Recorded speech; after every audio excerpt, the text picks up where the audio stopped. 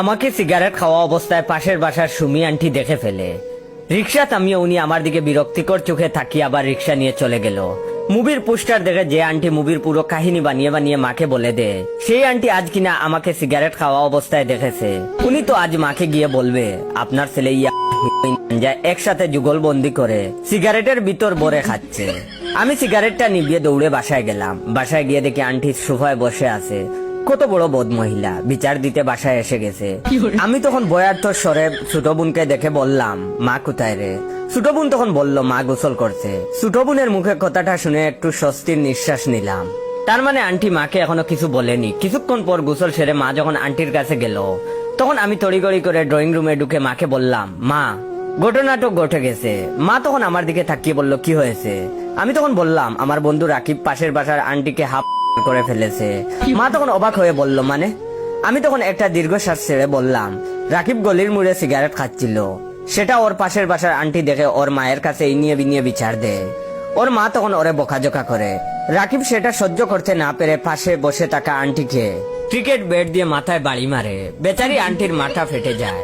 শুনেছি মাথায় 6টা সেলাই লেগেছে। এমন সময় পাশে দাঁড়িয়ে থাকা ছোট বোন বলল, ঠিকই আছে, এই ডাইনি মহিলার এত কথা লাগাতে হয় কেন? আরে ভার্সিটিতে পড়ে একটা ছেলে টুকটাক সিগারেট খেতেই পারে, তাই বলে সেটা ছেলের মায়ের কাছে এসে ইনিয়ে বিনিয়ে লাগাতে হবে নাকি? যাই হোক, তোর ক্রিকেট ব্যাটটা যেন কোথায়? আমি তখন বললাম, এই তো দরজার কোনায় আছে ব্যাটটা। সুমি আন্টি তখন বয়ার্থ চোখে একবার আমার দিকে তাকায়, আরেকবার দরজার পাশে রাখা ক্রিকেট ব্যাটের দিকে তাকায়। মা তখন আন্টিকে বলল, শুনলেন ভাবি, আজকালকার ছেলেরা কতটা নিষ্ঠুর। তা ভাবি, আপনি যেন কি বলতে এসেছিলেন? আন্টি তখন আমতা আমতা করে বলল, না না ভাবি, কিছু না, আমি যাই, এখন চুলোয় তরকারি বসিয়ে এসেছি। তারপর আন্টি চলে গেল। আমি তখন নিজের রুমে হাত পা ছড়িয়ে শুয়ে রইলাম। এমন সময় ছোট বোন এসে বলল, তাড়াতাড়ি 200 টাকা দে। আমি তখন ওর দিকে তাকিয়ে বললাম, মানে টাকা কিসের? ছোট বোন তখন মুচকিয়ে এসে বলল, তোকে সাপোর্ট দেওয়ার জন্য। গলির মুড়ে আর কেউ না, তুই সিগারেট খেয়ে আন্টির কাছে ধরা খেয়েছিলি। এখন তুই যদি আমার টাকা না দিস, মাকে পুরো সত্যিটা বলে দিব। আমি তখন কোনো উপায় না দেখে ছোট বোনকে 200 টাকা দিয়ে দিলাম।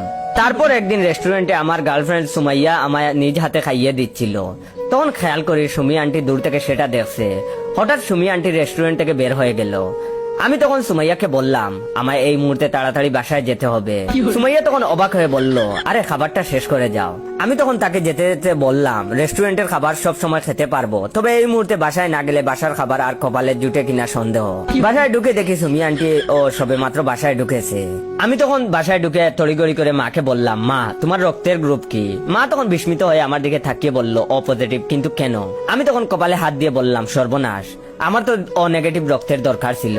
আসলে ওই দিন যে আন্টিকে আমার বন্ধু রাকিব হাফ করেছিল, আর সেই আন্টিকে 95% করে ফেলেছে। মা তখন অবাক হয়ে বলল, মানে কি? আমি তখন একটু দম নিয়ে বললাম, আর বললো না, রাকিব ওর এক মেয়ে বান্ধবীকে নিয়ে রেস্টুরেন্টে খাচ্ছিল।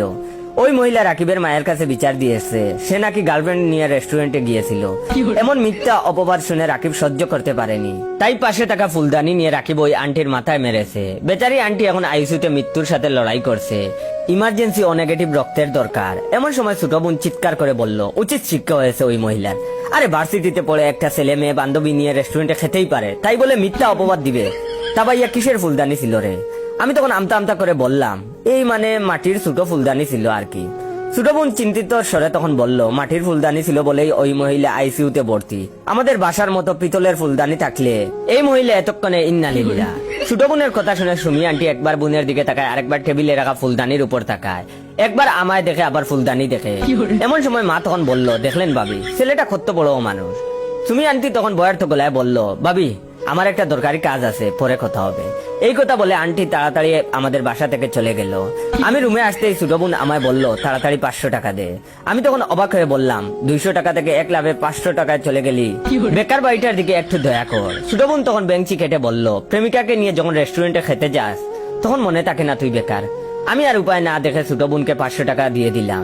আমি জানি না বারবার শুধু আমার সাথে কেন এমন হয়। পাশের বাসার আন্টি কেন বারবার আমাকে দেখেই ফেলে।